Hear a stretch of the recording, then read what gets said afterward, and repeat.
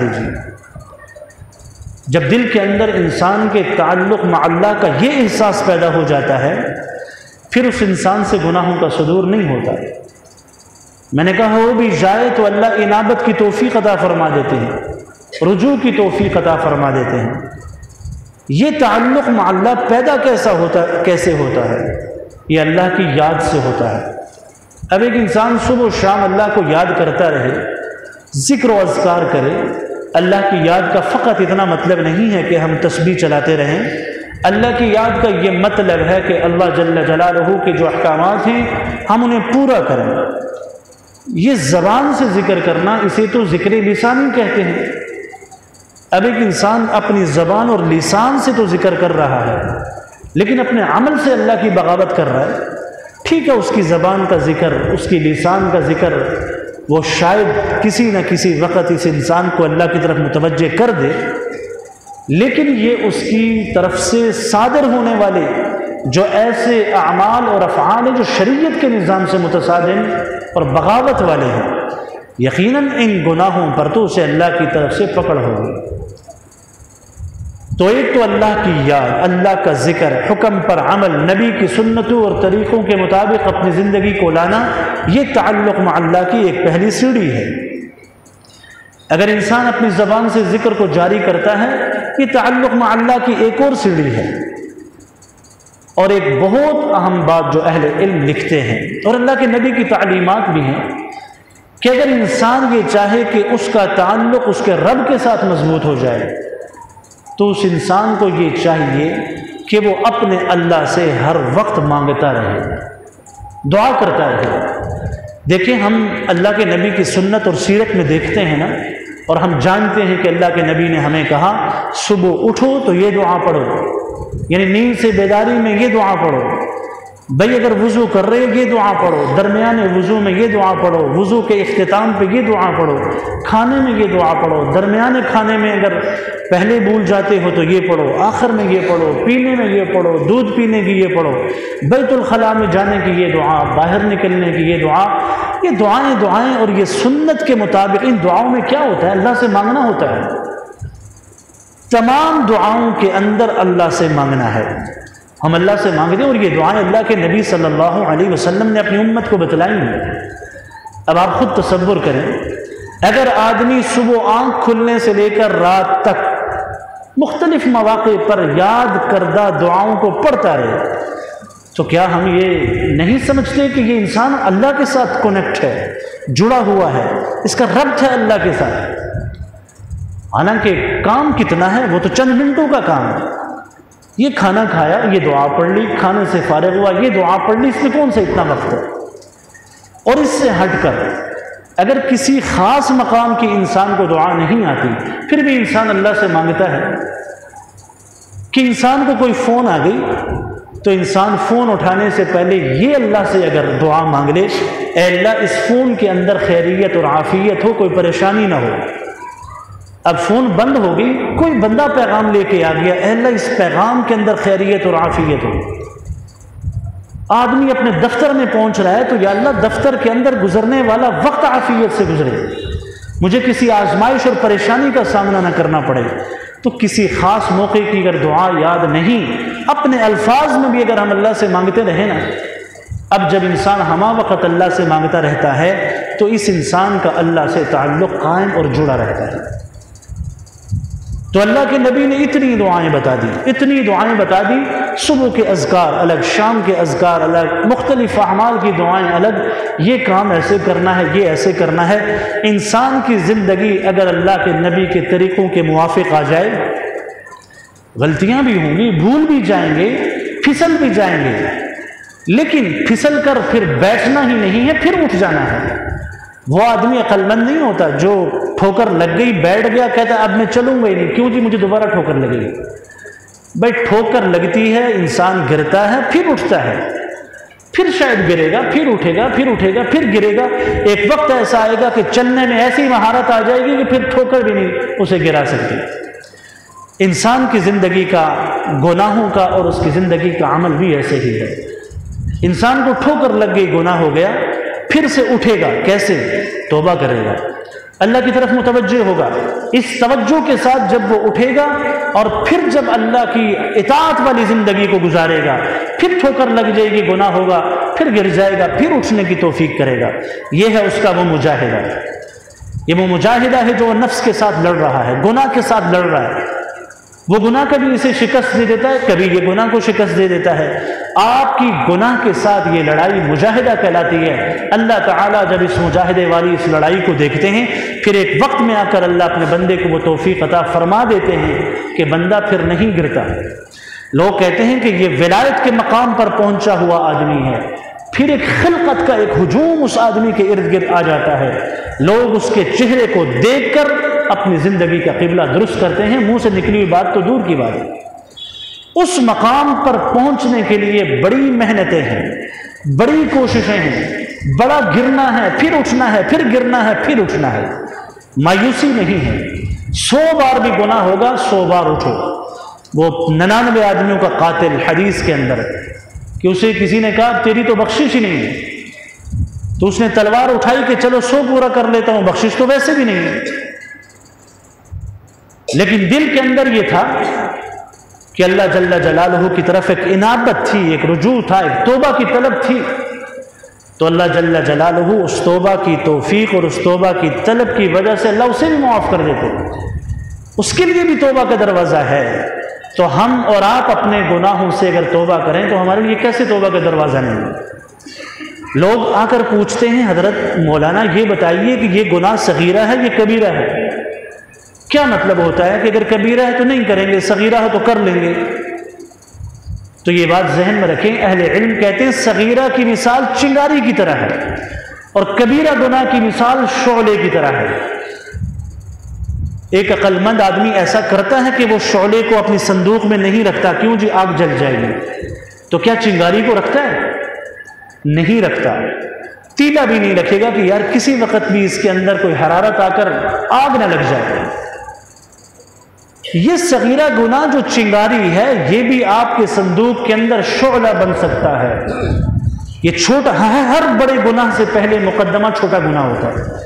آدمی چھوٹے گناہ کو ہلکا سمجھ کے کر لیتا ہے، پھر یہ چھوٹا گناہ انسان کو اس بڑے گناہ تک لے کر جاتا ہے جس بڑے گناہ پر اسے شریعت دبوچتی ہے، اس آدمی کو شریعت اپنے ضابطے کے اندر لے کر آتی ہے۔ تو دل کے اندر یہ خوف پیدا ہو جائے کہ اللہ جل جلالہ کی ذات عالی کے ساتھ میرا ایک ربط ہے، تعلق ہے، ڈر ہے۔ ایک ریاست کا قانون، اس کا خوف، ریاست کا خوف ہمارے دل کے اندر ہے، جیل کوٹڑی کا خوف ہے، تھانے کچہری کے دھکوں کا خوف ہے، تو ہم کوئی کام نہیں کرتے جرم، کیوں جی؟ کہیں ہم قانون کے شکنجے میں نہ آ جائیں۔ بڑی وہاں پر ذلت ہے اور بڑی وہاں پر مشقتیں ہیں۔ دیکھیں ہم ہر ایسے قانون سے بچتے ہیں کہ جس قانون کا انجام ہمیں یہ نظر آ رہا ہوتا ہے کہ کہیں میں ریاست کے قانون کے شکنجے میں نہ آ جاؤں۔ تو شریعت کے قانون کو توڑ کر یہ تصور دل میں کیوں نہیں آتا کہ کہیں میں شریعت کے قانون کے شکنجے میں نہ آ جائیں؟ صحابہ کرام رضوان اللہ تعالیٰ علیہ اجمعین کے دلوں کے اندر اللہ کے نبی نے جس خوف کو پیدا کیا تھا نا، وہ خوف تھا اللہ کا خوف۔ وہ کوئی انتظامی خوف نہیں تھا، قانون کا خوف نہیں تھا، ریاست کے انتظامی قوانین کا خوف نہیں تھا کہ ہم مراد کسی کو قتل نہیں کرتے، کیونکہ پھر ساری زندگی جیل میں بیٹھنا پڑے گا اس لیے قتل نہیں کرتے۔ نہیں، اس لیے قتل نہیں کرتے کہ یہ اللہ کا حکم ہے، انسانیت کو قتل نہ کرو۔ من قتل نفسا فکأنما قتل الناس جميعا، یہ اللہ کا حکم ہے۔ ایک جان کو مارنے والا ایسا ہے گویا اس نے ساری انسانیت کو قتل کر دیا۔ دل کے اندر جب یہ خوف ہوگا تو ہم ریاست کے قانون کی پاسداری بھی کر لیں گے، ہم شریعت کے قانون کی پاسداری بھی کر لیں گے۔ یہ وہ خوف تھا جو اللہ کے نبی نے صحابہ کے دلوں میں پیدا کیا۔ صحابہ تو بڑی بلند و بالا عظمت والی شخصیات ہوا کرتی تھی۔ اس وقت صحابہ کے غلام جو ہوا کرتے تھے، جنہیں معاشرے کا ایک ادنا سا فرد سمجھا جاتا تھا، جو زمانہ اسلام سے قبل کا غلامی کا تصور ہے۔ یہ کوئی اسلام نے غلامی کا تصور نہیں پیش کیا، لوگ کہتے ہیں اسلام نے غلامی کا تصور پیش کیا۔ اسلام نے جب غلامی کا پہلے سے رائج جو تصور تھا، اس تصور میں اسلام نے آ کر ان غلاموں کے احکامات اور حقوق متعین کیے، بھائی غلام کا یہ حق ہے، یہ حق ہے، یہ حق ہے۔ پھر دین اسلام نے غلام کی آزادی کا حکم دیا۔ قسم کھا لی جی، اچھا قسم کھا لی، 10 مسکینوں کو کھانا نہیں کھلا سکتے، غلام کو آزاد کر دو۔ اپنی بیوی کے ساتھ تم نے زہار کر لیا، اچھا جی اگر تم یہ نہیں کر سکتے، روزے نہیں رکھ سکتے، کھانا نہیں کھلا سکتے، تحریر رقبہ، غلام کو آزاد کر دو۔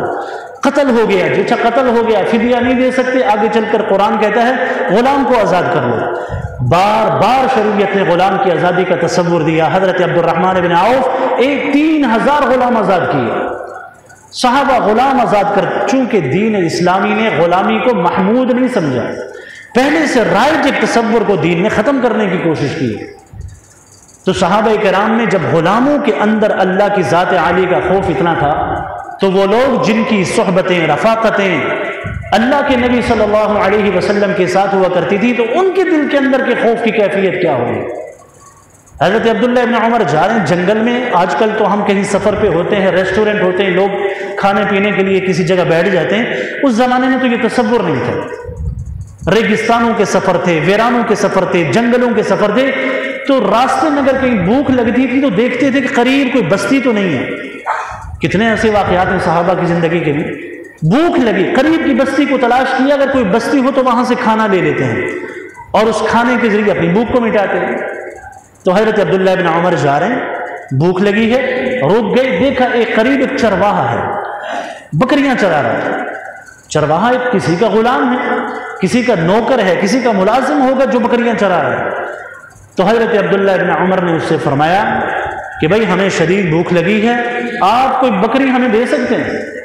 تو غلام نے یہ جواب دیا کہ حضرت عبداللہ بن عمر سے، یہ بکریاں میری نہیں ہیں، یہ میرے مالک کی ہیں، اور میں اپنے مالک کے مال میں خیانت نہیں کر سکتا۔ کس چیز نے دل کے اندر اس خوف کو پیدا کیا تھا؟ یہ اللہ کی ذات عالی کا خوف ایک معاشرے کے اس ادنا آدمی کے دل کے اندر ہے اس زمانے میں کہ جسے لوگ معاشرے کا ایک ادنا اور کمتر فرد سمجھتے۔ تو حضرت عبداللہ ابن عمر نے اس کو آزمانے کے لیے کہا میں تمہیں ایک حیلہ بتاتا ہوں، وہ کر لو۔ کہا کیا حیلہ ہے؟ کہا میں تمہیں بکری کے پیسے دیتا ہوں، تم بکری مجھے دے دو، پیسے رکھ لو، اگر مالک نے تم سے پوچھا کہ بکری کہاں گئی، تم کہنا بیڑیے نے کھا لیے، چونکہ جنگلوں میں تو یہ اس وقت تصور بڑا عام ہوتا تھا، بیڑیے بکری کھا جایا کرتے تھے۔ تو اس غلام نے ایک اور حکمت بڑا جواب دے کر حضرت عبداللہ ابن عمر کی آنکھوں کو بھی کھول دیا۔ اس غلام نے کہا حضرت عبداللہ ابن عمر سے فَأَيْنَ اللَّهُ، یہ کام اگر میں آپ کے ساتھ کر دوں تو مجھے یہ بتلائیے کہ کیا اللہ نہیں دیکھ رہا؟ اگر میرا مالک مجھے نہیں دیکھ رہا تو یہ ہے دل کے اندر کی وہ بیداری جو آج امت مسلمہ کو مطلوب ہے۔ ہمارا اپنے مالک سے تعلق اور ربط قائم ہوگا، ہم پر اللہ کی طرف سے یہ آزمائشیں پھر نہیں آئیں گی۔ ہم جن حالات سے اس وقت دوچار ہیں، ہمیں بحیثیت قوم اللہ کے سامنے سجدوں کو جو ہے ڈال کے ہمیں معافی مانگنی چاہیے، توبہ استغفار کرنی چاہیے کہ جانوروں کی بیماری پھیلی ہے، جانور مر رہے ہیں اور عجیب و غریب قسم کی بیماریاں ہیں، لوگوں کے نقصان ہو رہے ہیں، کہ اللہ کی طرف سے ہم پر ایک پکڑ ہے۔ ہماری یہ دھرتی ظلم اور بربریت کو اتنا سہ چکی ہے کہ ہمارے کان ان مناظر کو، ہمارے کان سن نہیں سکتے، آنکھیں دیکھ نہیں سکتی، ہمارے دل اور دماغ کے اندر وہ تصورات ہم قائم نہیں کر سکتے جو ظلم ہماری اس دھرتی کے اوپر ہو رہا ہے۔ اللہ کے نظام سے اور اس نظام عدل اور نظام اسلام اور خلافت سے جو بغاوت مسلمان کر رہا ہے، ہم اس کا تصور نہیں کر سکتے۔ پھر یہ عذاب کے کوڑے تو ہم پر برسیں گے، یہ عذاب کے ٹکڑے ٹکڑے تو ہم پر آئیں گے نا۔ اس لیے ہمیں اپنے رب سے تعلق کو قائم کرنے کی ضرورت ہے۔ یہ خوف دل کے اندر پیدا ہو جائے۔ ہمارے دل اتنے سخت ہیں، قساوت قلبی اتنی زیادہ ہے کہ ہم اپنے ان کندھوں پر بھی جن جنازوں کو اٹھاتے ہیں، اپنے ہاتھوں سے کفن دیتے ہیں، ہاتھوں سے غسل دیتے ہیں، ہاتھوں سے قبر کے گھڑوں کے اندر ڈال کر میت مردے کو آتے ہیں، ہاتھوں سے مٹی ڈالتے ہیں، عین اس وقت نماز کا وقت ہوتا ہے نماز نہیں پڑھتے۔ یہ سب کچھ کرنے کے بعد اپنے ماتحتوں پر ظلم آ کر شروع کر دیتے ہیں، یہ سب کچھ کرنے کے بعد اپنے معاملات کے اندر بددیانتی اور خیانت شروع کر دیتے ہیں۔ یہ ہے وہ قساوت قلبی۔ اللہ کے نبی نے فرمایا اس موت کو یاد کرو، اس موت کو یاد کرو، اس لیے کہ یہ لذتوں کو توڑنے والی چیز ہے۔ اکثروا ذکر حادم اللذات الموت، اس موت کو یاد کرو، یہ تمہاری لذتوں کو توڑ دے گی۔ صبح کے وقت میں ایک مراقبہ، شام کے وقت میں ایک مراقبہ، ایک بند کمرے میں اپنے آپ کو لٹا کر یہ تصور کریں، کمرے کی لائٹ بند کر کے یہ تصور کریں میں قبر کے اندھیرے میں پڑا ہوں۔ یا یہ ہے کہ میں میت کے اس تختے پر لیٹا ہوا ہوں جس تخت پر مجھے لوگوں نے غسل دینا ہے، میرے کپڑوں کو پھاڑا جا رہا ہے، مجھے الٹ پلٹ کیا جا رہا ہے، مجھے وہاں وضو کرایا جا رہا ہے، غسل کرایا جا رہا ہے، یہ کفن پہنا دیا، یہ میں لوگوں کے کندھوں پہ سوار ہو گیا، یہ جنازہ پڑھ دیا، یہ قبر میں رکھ دیا، اور یہ منکر نکیر میری آنکھوں کے سامنے آ کر میری زندگی کا ایک حساب لینے کے لیے کھڑے ہو گئے۔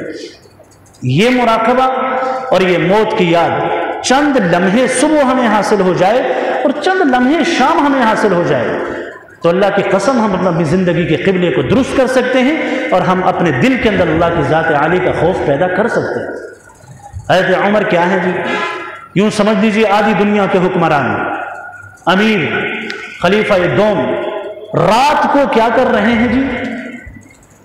ہمارے ہاں تو خراٹے بھرے جاتے ہیں، حکمران سوئے ہوتے ہیں، انہیں اپنے ماتحت اور نیچے والی رعایا کے ذرہ برابر بھی حقوق کی کوئی اتنی رعایت نہیں ہوتی، بس جو ادھر سے سن لیا ادھر سے سن لیا۔ لیکن حضرت فاروق اعظم خود راتوں کے اوقات میں یوں چکر لگایا کرتے تھے، دیکھتے تھے کہ کوئی بھوکا ہے اسے کھانا کھلا دوں، ضرورت مند کی ضرورت کو پورا کر دوں۔ یوں چکر لگاتے لگاتے گھر کے قریب سے گزرے تو اندر سے آواز آ رہی تھی، ماں اپنی بیٹی سے کہہ رہی تھی بیٹی دودھ میں پانی کو ملا دو۔ اسد الغابہ فی معرفت الصحابہ ایک کتاب ہے، اس کے اندر اس واقعے کو اہل علم نے نقل کیا، بیٹی دودھ کے اندر پانی ملا دو۔ تو بیٹی اپنی ماں سے کہتی ہے کہ والدہ محترمہ امیر المؤمنین کا حکم یہ ہے کہ کوئی آدمی بھی بددیانتی اور خیانت نہ کرے، ہم دودھ میں پانی ملا کر کیوں خیانت کریں؟ کیا یہ خیانت ہمارے معاشرے میں نہیں ہو رہی؟ ڈٹائی کے ساتھ ہو رہی ہے، چند روپے فالتو کما لیے، نہیں پتہ چلتا کہ پھر یہ چند روپے چند ہزاروں لاکھوں کی شکل میں ہم سے پھر ایک وقت ایسا آتا نکل بھی جاتے ہیں۔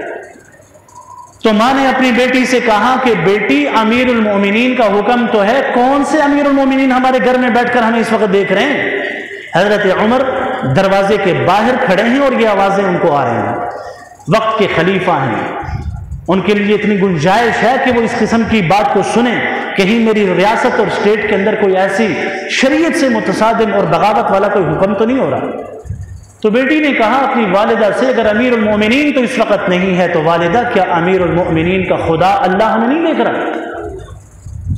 یہ تھا دل کے اندر وہ خوف۔ آج اگر یہ خوف کی دولت ہمیں مل جائے اور ہم اس تصور سے باہر نکل جائیں کہ یہ چھوٹا گناہ یہ بڑا گناہ، میں نے کہا چھوٹا گناہ بڑے گناہ کی پہلی سیڑھی ہوتا ہے، جیسے بڑی نیکی سے پہلے چھوٹی نیکی ہوتی ہے۔ کہتے نا کہ لا تحقرن من المعروف شیئا، اللہ کے نبی نے فرمایا ذرہ برابر بھی اگر کوئی تمہیں نیکی اتنی سی بھی نظر آتی ہے اس کو بھی حقیر نہیں سمجھنا، اس لیے کہ جیسے چھوٹا گناہ تمہیں بڑے گناہ کی طرف لے کر جاتا ہے، ایسے ہی چھوٹی نیکی تمہیں ایک دن بڑی نیکی کی طرف بھی لے کر چلی جائے گی۔ تو اللہ کے نبی صلی اللہ علیہ وسلم نے صحابہ کے دلوں کے اندر اس چیز کو پیدا کیا۔ ہم وقت اللہ کو یاد بھی کریں، اس کے حکم پہ بھی عمل کریں، اپنے محبوب پیغمبر کی اداؤں کو بھی لیں اور دعاؤں کا اہتمام کریں۔ اب یقین جانیں ہم اپنے اللہ سے تعلق کو قائم کرنے والے بن جائیں گے۔ یہ جگہ جگہ پہ دعاؤں کا اہتمام، اہل علم لکھتے ہیں کہ سب سے بڑی ولایت ہی یہی ہے کہ انسان کی زندگی سنت پہ آ جائے اور اس کے دل کے اندر اللہ کا خوف پیدا ہو جائے۔ یہ جو اہل اللہ ہیں اپنی خانقاہوں میں لوگوں کو وظائف بتاتے ہیں، یہ وظیفہ کرو، یہ پڑھو، یہ پڑھو، یہ پڑھو، یہ سب کچھ کیوں ہے؟ یہ اس لیے ہوتا ہے کہ اس انسان کا تعلق اللہ کے ساتھ جڑ جائے۔ یہ موت کا مراقبہ کیوں کرایا جاتا ہے؟ اس لیے کہ اس انسان کے دل کے اندر اللہ سے ربط اور تعلق جو ہے وہ قائم ہو جائے۔ یہ وہ مقصود ہوتا ہے جس مقصود کے لیے اللہ کے نبی نے ہمیں ادائیں بتائیں، سنتیں بتائیں، اعمال بتائیں، دعائیں بتائیں۔ یہ کام اگر امت کے لوگ کرتے ہیں تو اللہ کے ساتھ ربط ہے۔ صحابہ نے اللہ کے نبی کی نداؤں کو اسی طرح لیا تو پھر ہم نے بھی دیکھ لیا کہ صحابہ کرام کو کیا عزتیں ملی، شرف ملا، عظمتیں ملی۔ قرآن نے ان کی عظمتوں کے گن گائے، قرآن نے ان کی عظمتوں کے گن گائے، اور آنے والی انسانیت، اربوں کی تعداد میں آنے والی انسانیت کو یہ کہا ہے اگر یہ چاہتے ہو کہ اللہ کے ہاں کامیاب زندگی گزارو تو یہ اللہ کے نبی نے فرمایا یہ میرے صحابہ ہیں جو ستاروں کی مانند ہیں، یہ آسمان ہدایت کے چمکتے دمکتے روشن ستارے ہیں۔ تم میں سے کسی نے بھی میرے ایک کسی صحابی کی بھی زندگی کو لے لیا، اللہ کی قسم اہتدیتم، تم ہدایت کے منصب پر فائز ہو جاؤ گے۔ اس لیے کہ میرے ایک ایک صحابی کی زندگی وہ میری زندگی سے اللہ کے نبی نے فرمایا مل رہی ہے۔ تم نے جب کسی ایک صحابی کے بھی دامن کو تھام لیا نا، تم یہ سمجھو کہ تم نے محبوب دو عالم صلی اللہ علیہ وسلم کے دامن کو تھام لیا۔ وہ اخلاق زندگی میں ہمیں مل جائیں، معاملات کی وہ خوبصورت زندگی مل جائے، معاشرت کی وہ خوبصورت زندگی مل جائے، تب جا کر ہم اپنے آپ کو صحیح معنوں میں مسلمان کہلوانے کے مستحق ہیں۔ آج کے مسلمان کو میں نے کہا ہمیں توبہ کی ضرورت ہے، اجتماعی توبہ کی ضرورت ہے، اللہ کے حقوق کو بھی پہچاننے کی ضرورت ہے، بندوں کے حقوق کو بھی پہچاننے کی ضرورت ہے۔ نہیں تو ہم اللہ کی طرف سے اترے ہوئے ان ٹکڑوں کی شکل میں جو عذاب اللہ کی طرف سے اتر رہے ہیں نا، کبھی وہاں کبھی یہاں کبھی وہاں، ہم اس عذاب کی نظر ہو جائیں گے۔ کہیں ایسا نہ ہو کہ دنیا سے ہمارا سفر و توبہ کی توفیق بھی نعوذ باللہ ہمیں نہ ملے، انابت بھی ہمیں اللہ سے حاصل نہ ہو، ہم اپنے گناہوں کی معافی بھی نہ مانگ سکیں۔ ہماری آنکھیں دیکھتی ہیں کہ ہمارے سامنے بیٹھا ہوا انسان اس کی روح قفس انصری سے پرواز کر گئی، سامنے بیٹھے ہوئے لوگ مر رہے ہیں، اور اپنی آنکھوں کے سامنے موت کے مناظر کو ہم دیکھتے ہیں۔ لیکن میں نے کہا دل کی یہ قساوت اور سختی ایسی ہے کہ یہ سختی کبھی بھی ہمیں اپنے دل کے اندر اللہ کا خوف نعوذ باللہ پیدا نہیں کرنے دیتی۔ اسی کے فوراً بعد ہم اللہ کی بغاوت، نبی کے طریقوں کی مخالفت، یہ کام ہم شروع کر دیتے ہیں۔ کس لیے کرتے ہیں؟ چرچے کس کے زیادہ ہیں؟ دنیا کے۔ اس دنیا کی محبت میں ماں نے اپنے بیٹے اور بیٹا اپنے ماں کے تعلق کو بھول گیا ہے، باپ بیٹا اور بیٹا باپ کے ساتھ رشتہ محبت اور جو ہے ابنیت بھول چکا ہے، مسلمان کے ساتھ اخوت والا اور محبت والا رشتہ بھول چکا ہے، ہر ایک دوسرے کی گردن کو کاٹ رہا ہے، اس لیے کہ دل میں خوف نہیں ہے۔ خوف کس چیز کا ہے؟ قانون کا ہے، ریاست کے قوانین کا خوف ہے۔ چوری کروں گا تو جو مجھے جیل کی کال کوٹری میں جانا پڑے گا، وہاں تکلیفیں مشقتیں ہوں گی، اس لیے چوری نہیں کرتا ہوں، قتل اس لیے نہیں کرتا ہوں، کسی پہ ظلم زیادتی اس لیے نہیں کرتا ہوں۔ میرے دوستو یہ سب کچھ کیوں نہیں کر رہے؟ اس لیے کہ دوسرے دیکھ رہے ہیں۔ ایک خوف وہ چیز ہوتی ہے جو بند کمرے کے اندر بھی آپ کو اللہ کی مخالفت، اللہ کی بغاوت سے روکتی ہے۔ روزے کی حالت میں بند کمرے میں بھی ہم پانی نہیں پیتے باوجود سخت پیاس کے، کیوں؟ دل کے اندر خوف کی کیفیت روزے کی وجہ سے اللہ ہمیں عطا فرماتے ہیں۔ اس لیے ہم بحیثیت قوم، امت اور اللہ کے نبی صلی اللہ علیہ وسلم کی امت کی حیثیت سے ہمیں اپنے نبی کے طریقوں اور تعلیمات پہ آنا چاہیے۔